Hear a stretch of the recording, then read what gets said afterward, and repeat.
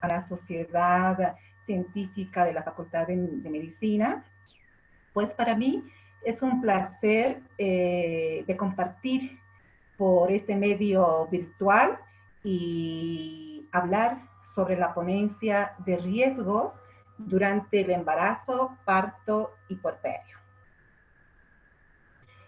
Bien, ¿qué se entiende de alto riesgo en el embarazo, en el parto y en el posparto?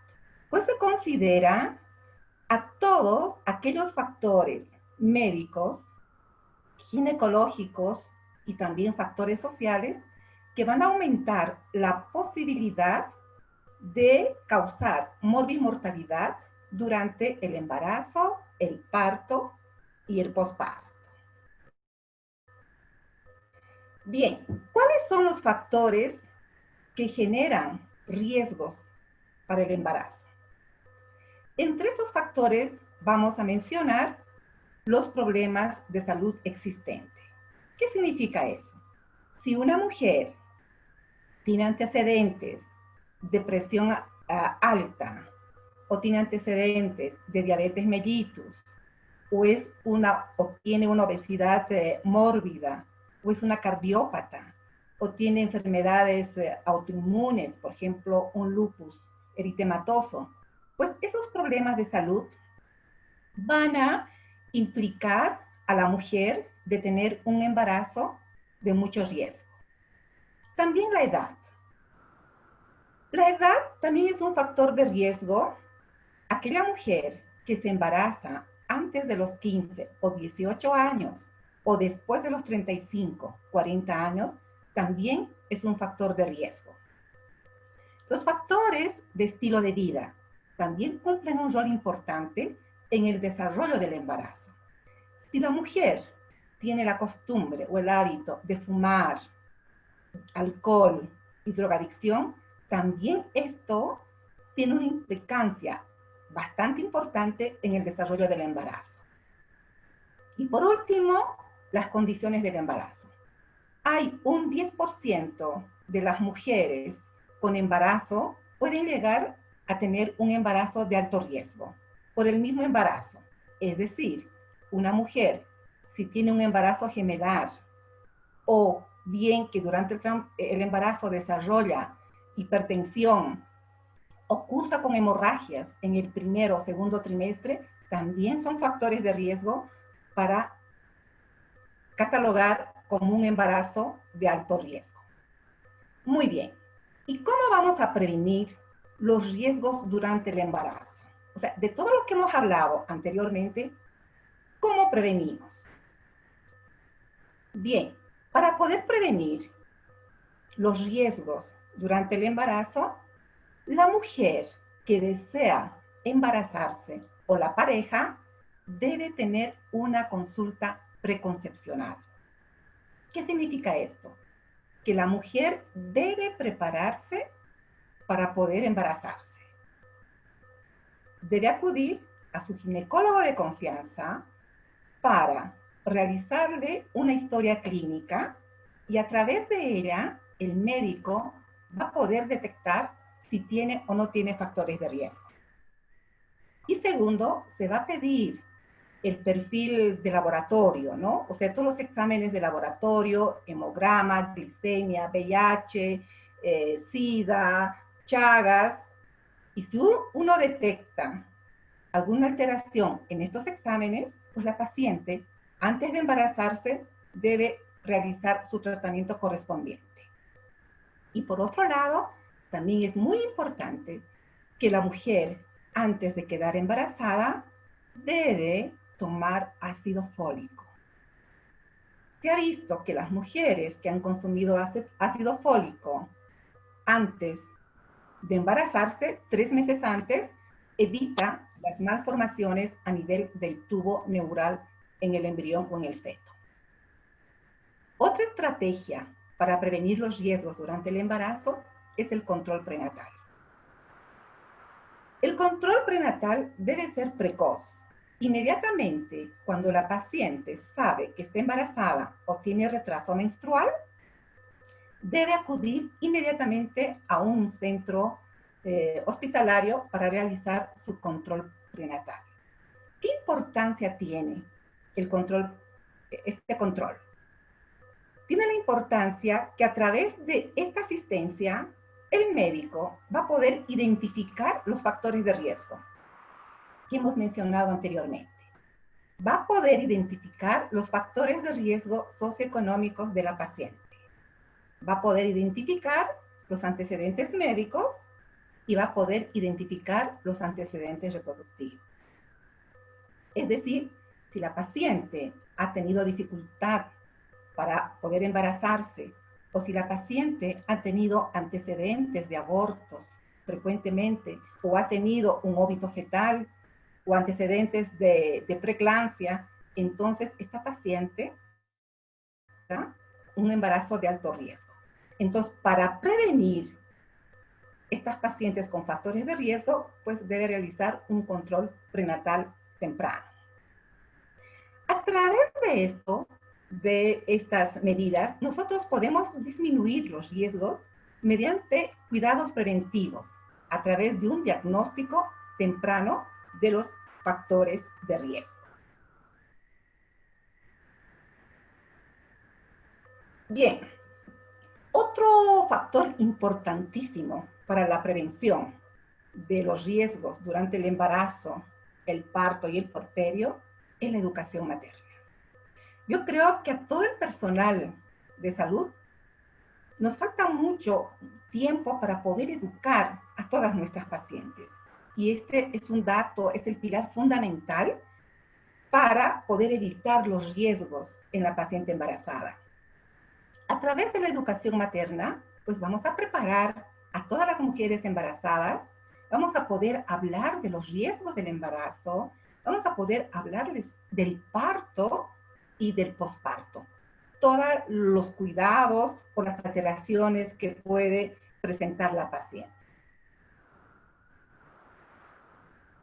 Bien, dentro del embarazo, hemos dicho que el 10% de estas pacientes pueden presentar alguna complicación durante el desarrollo del embarazo.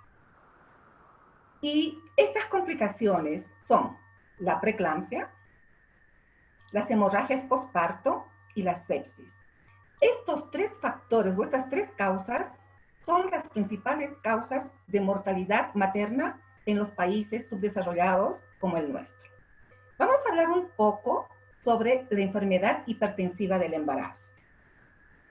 ¿Qué es la enfermedad hipertensiva del embarazo? Esto es una patología que se va a presentar después de las 20 semanas de gestación.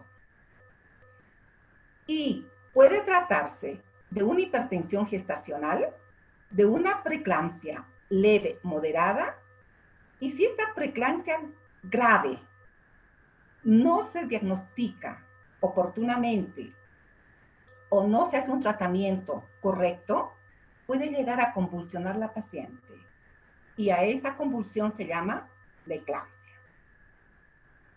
¿Cuáles son los factores de riesgo para que pueda desarrollar una preeclampsia o un síndrome hipertensivo del embarazo?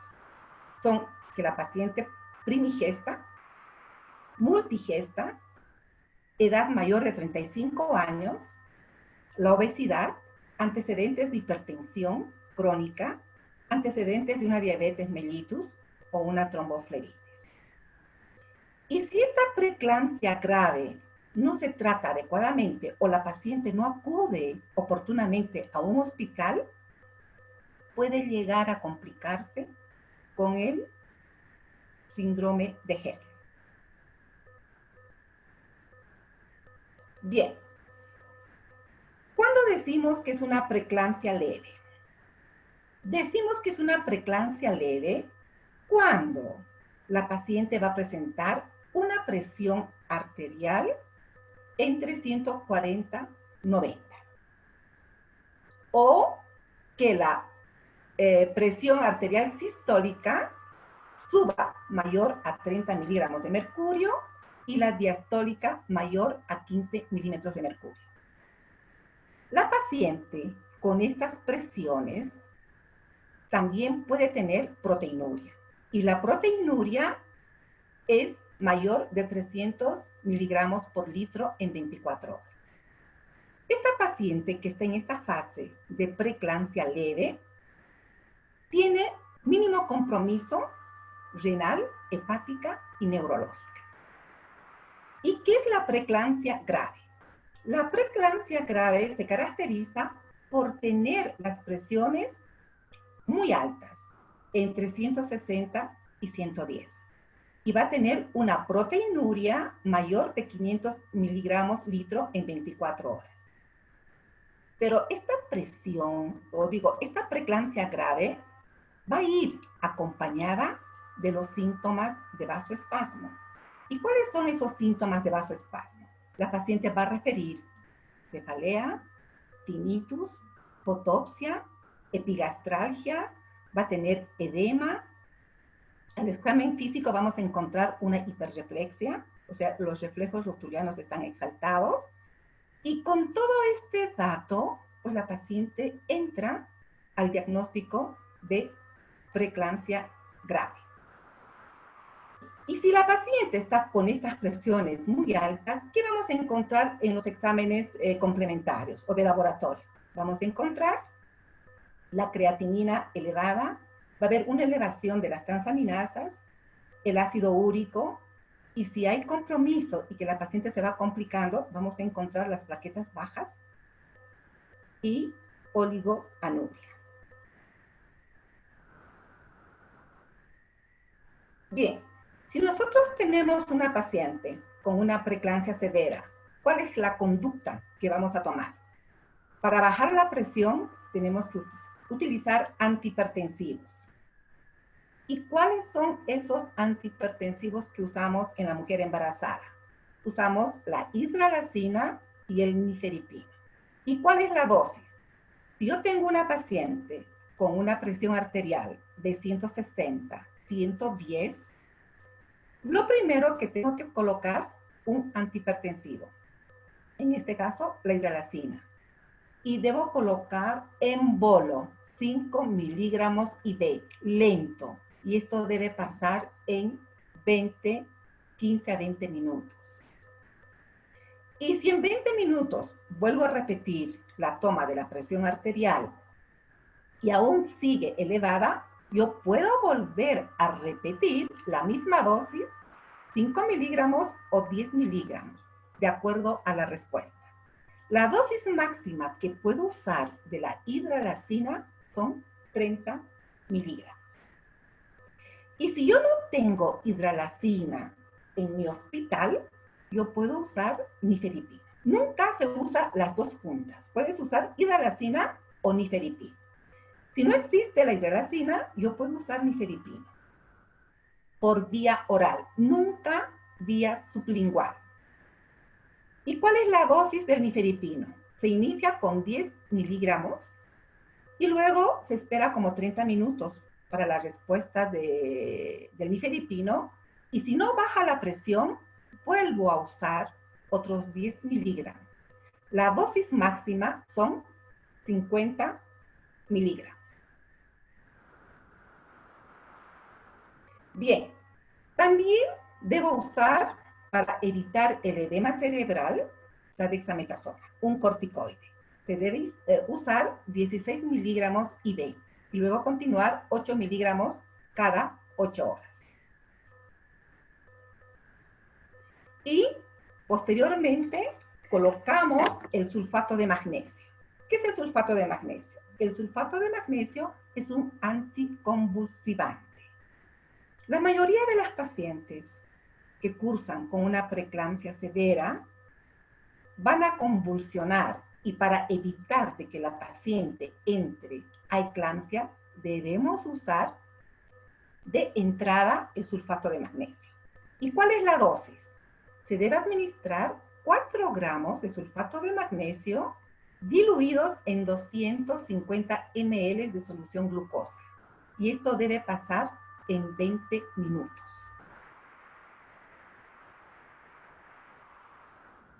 Y luego debemos usar la dosis de mantenimiento. Esta dosis de mantenimiento se prepara en una solución fisiológica de 900 cc. Se va a agregar 10 ampollas de sulfato de magnesio y esto va a pasar a 33 gotas por minuto. ¿Ok? Es decir, 10 gramos. Y vamos a vigilar la función renal, el estado de conciencia de la paciente y la frecuencia respiratoria. Bien, eso es con respecto a los riesgos durante el embarazo. Ahora vamos a tocar el punto, los riesgos del parto. ¿Qué riesgos va o puede presentar la paciente que se encuentra en trabajo de parto? El 10% de las mujeres sufren dificultades durante el parto. Ustedes saben muy bien que el trabajo de parto tiene 3 fases. La fase de dilatación, que es la primera fase o la primera etapa. La segunda etapa, que es la fase de la expulsión. Y la tercera etapa, que es la fase del alumbramiento. Las complicaciones o los riesgos del parto puede afectar a cualquier mujer, independientemente de sus características. Cualquier mujer puede llegar a complicarse en el momento del trabajo de parto, aún no teniendo los riesgos que hemos mencionado. Una de cada 10 mujeres tiene complicaciones durante el parto.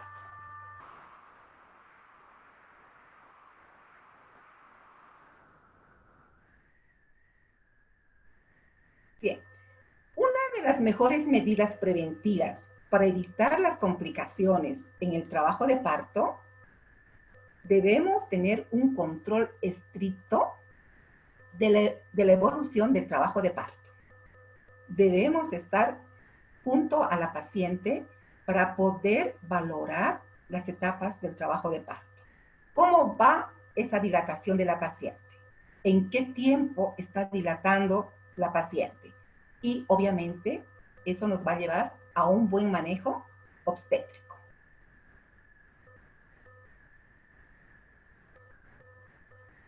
Bien, estas complicaciones que se presentan en el momento del trabajo de parto son inesperados e imprevisibles en las diferentes fases del trabajo de parto. Durante la dilatación, ¿qué problemas podemos tener?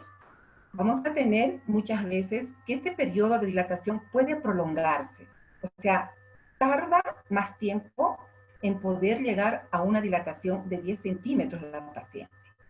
Y el médico tiene que investigar qué está pasando, por qué se está deteniendo la dilatación. Y puede llegar a detenerse la dilatación porque las contracciones uterinas no tienen la intensidad, la frecuencia ni la duración necesaria. Para que un trabajo de parto o una fase de dilatación vaya acorde, por ejemplo, en una primípara, el periodo de dilatación dura máximo de 12 a 18 horas y en la multípara es menos, hasta 12 horas. Si uno ve de que no cumple ese tiempo de dilatación, entonces hay que buscar la causa. Una de ellas, hemos dicho que podría ser la calidad del dolor, que no cumple la frecuencia, ni la duración, ni la intensidad. O bien, también puede deberse a que hay alguna alteración en la presentación de la cabecita del producto. Si fuera así, de que las contracciones no son de buena calidad, pues el médico tiene que dirigir el trabajo de parto. Entonces tendrá que iniciar lo que nosotros llamamos una conducción con oxitocina para poder mejorar la calidad del dolor. Y eso va a llegar al objetivo de dilatar el cuello uterino. Entonces, es importante respetar el tiempo preciso para el desarrollo del parto. Y el periodo expulsivo puede durar entre 18 minutos hasta 2 horas. Los tiempos los tenemos que manejar muy bien en el momento del trabajo de parto.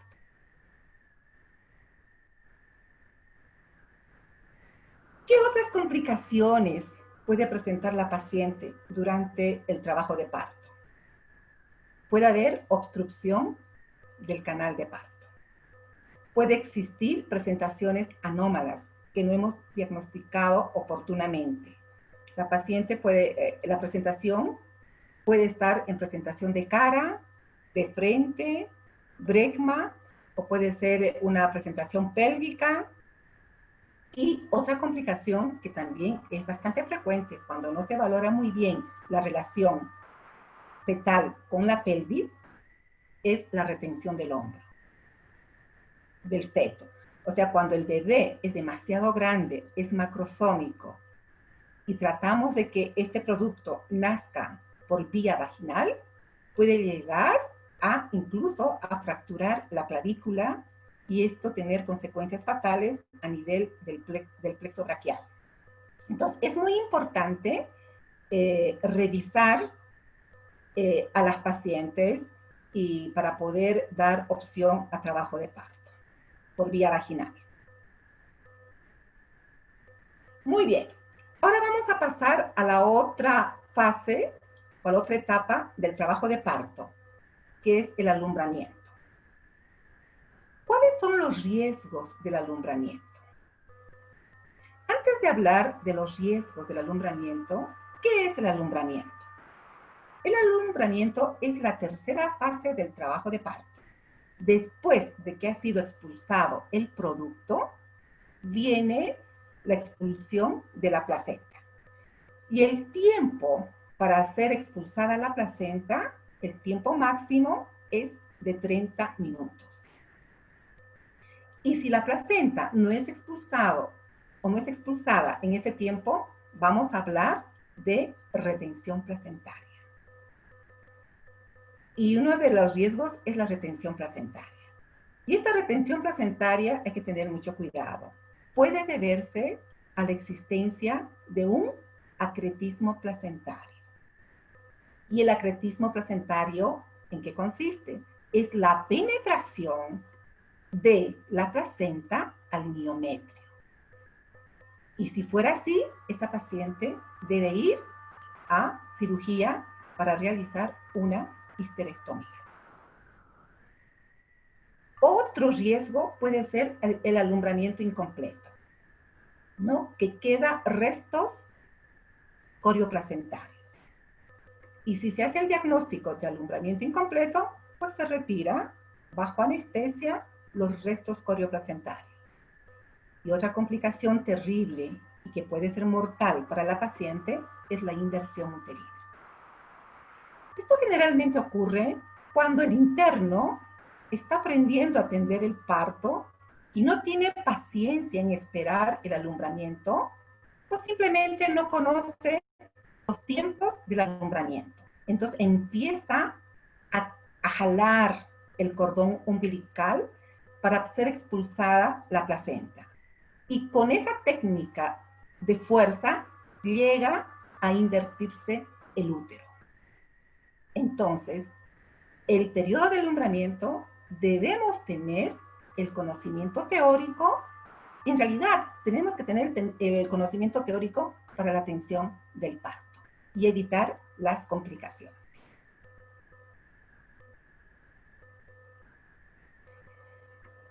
Bien, ¿qué complicaciones más vamos a tener en el periodo del puerperio? Vamos a tener las hemorragias postparto. Según la Organización Mundial de la Salud, es la primera causa de mortalidad materna en los países subdesarrollados. Y en los países desarrollados, la hemorragia es la tercera causa de muerte. Las hemorragias postparto es evitable en un 60%, no previsible en un 90%. 1 de 1000 partos realizan una hemorragia postparto grave.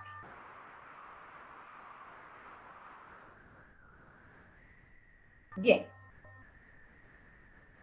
son o cuáles podrían ser las probables causas de las hemorragias del posparto? Hay que identificar las 4 T's. Puede haber una hemorragia posalumbramiento o posparto por el tono. ¿Qué significa esto? Después del alumbramiento, el útero debe contraerse inmediatamente para evitar el sangrado. Aquel útero que no se contrae es aquel útero atónico, o sea, le falta fuerza, ¿no? Entonces, si nosotros tenemos un útero atónico, va a ser una de las primeras causas de la hemorragia. Puede ser también la hemorragia por causa de trauma, es decir, lesiones del canal. Puede haber desgarros a nivel de la vagina, desgarros a nivel del cervix, y esto por una mala técnica de atención del parto. Puede haber sangrado por tejido, por la retención de restos, ¿no? Un alumbramiento incompleto. Si todo esto, el tono está muy bien, no hay desgarros, no hay retención y la paciente sigue sangrando, entonces hay que buscar otra causa, que podría ser la trombina, o sea, problemas de coagulopatía.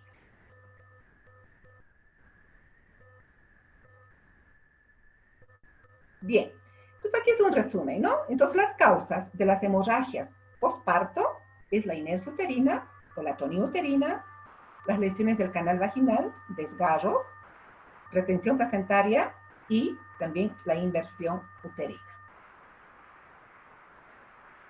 ¿Y cómo prevenir estas hemorragias posparto? ¿Cómo vamos a prevenir? ¿Cómo vamos a prevenir? 1. El médico que está atendiendo un parto debe comprobar la expulsión completa de la placenta.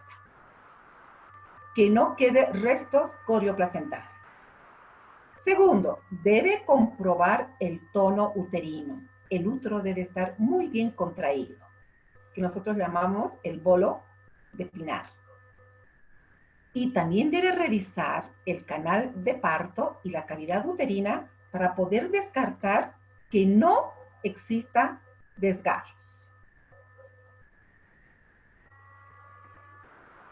Y si todo está ok, no encontramos nada de esas alteraciones, pues tenemos que pensar en una posibilidad de una coagulopatía. Y por otro lado, también pensar en pólipos, miomas y varices. Bien, ¿y cómo vamos a evitar el sangrado postparto? Nosotros tenemos que tener estrategias para poder disminuir la hemorragia postparto. Vamos a realizar un manejo activo de la tercera fase del parto. ¿Qué significa eso? El manejo activo consiste, una vez que el feto está siendo expulsado por el canal vaginal y se observa el hombro anterior del feto, nosotros debemos colocar inmediatamente 10 unidades de oxitocina intramuscular. Y si no se tiene oxitocina, se coloca una ampolla de ergometrina o metergin. Y si no tienes ni metergin ni oxitocina, puedes usar misoprostol entre 400 a 600 vía rectal. Con este manejo se ha visto de que la fase del alumbramiento dura menos tiempo, la placenta se elimina en unos 5 o 10 minutos y la paciente sangra menos. Otra técnica que se usa es el pinzamiento del cordón umbilical y la contracción controlada del cordón, la maniobra de Gredé, el masaje uterino cada 15 minutos por 2 horas.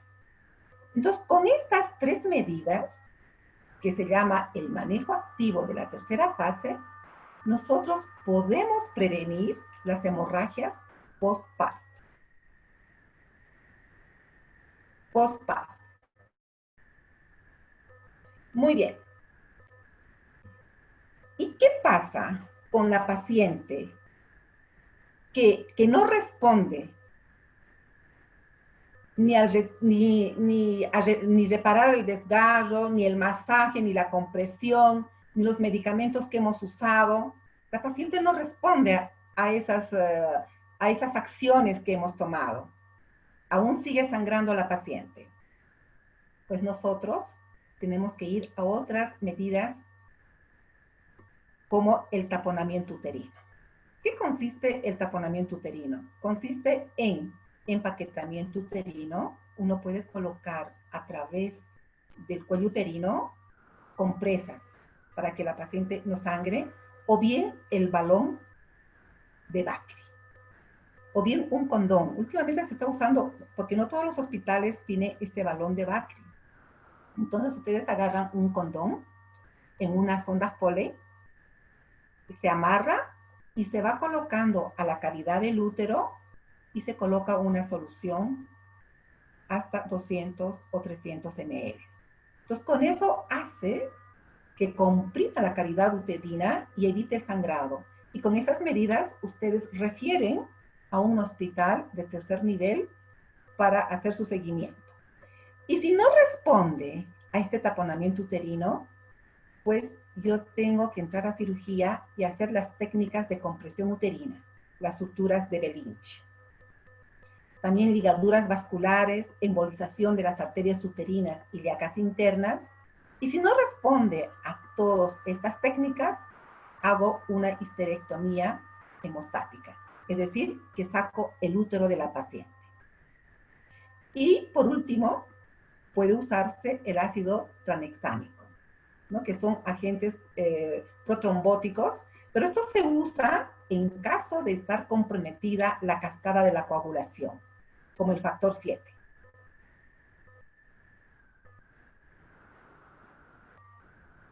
Bien, estas son las medidas para poder detener la hemorragia, las medidas que hemos hablado anteriormente.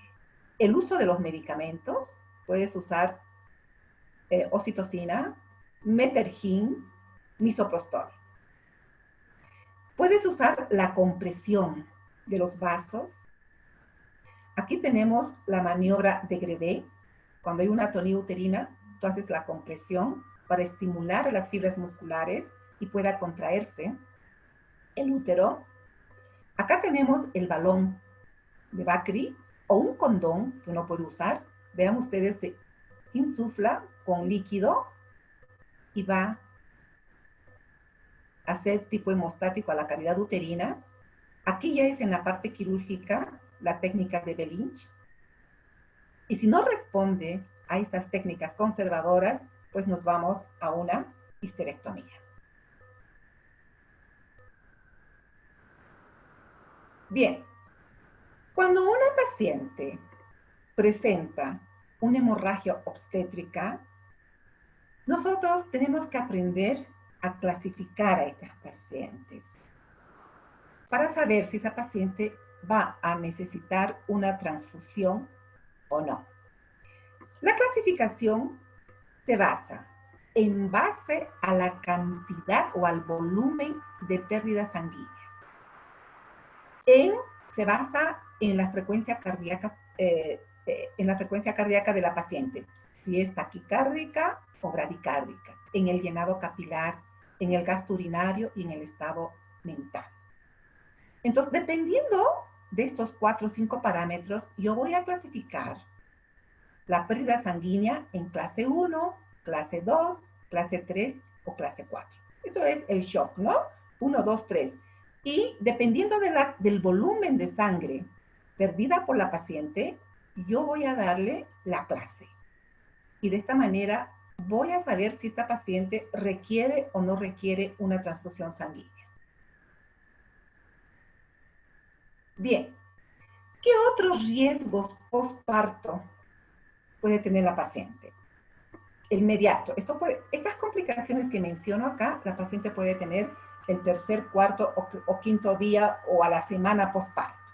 Puede persistir un sangrado escaso, puede tener una fiebre, que está haciendo alguna infección, una endometritis, una fatiga, que la paciente esté con anemia, o una hipertensión. Puede tener molestias en el pecho, en el seno, ¿no? Que puede estar haciendo una mastitis, dolor, mal olor en los loquios o tristeza. Hay pacientes que pueden presentar la depresión postparto. Entonces, todos estos detalles hay que ir preguntando a la paciente para poder llegar a un diagnóstico oportuno y un tratamiento también oportuno.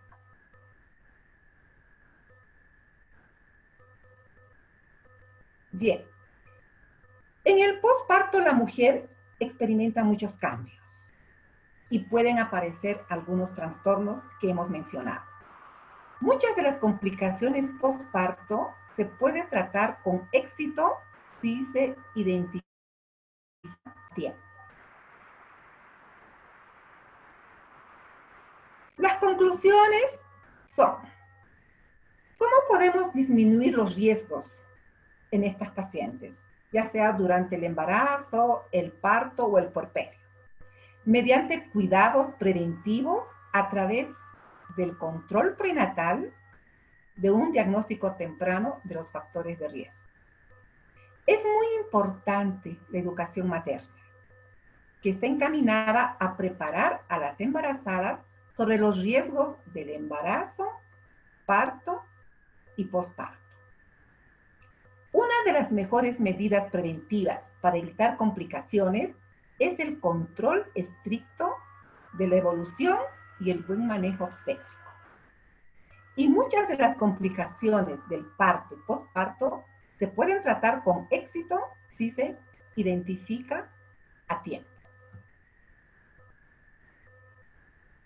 Muy bien, pues espero que con esta presentación hayan cumplido los objetivos de esta videollamada. Yo les agradezco mucho. Pues acá tengo la foto de mis queridos papás, que en paz descansen, que ellos fueron ejemplo para mi familia y realmente los extraño, pero han sido los semilleros de mi educación, de mis principios, y les tengo mucha gratitud y los extraño mucho. Y muchas gracias. Y si alguna pregunta tienen, pues estoy dispuesta a poder responderles con todo gusto.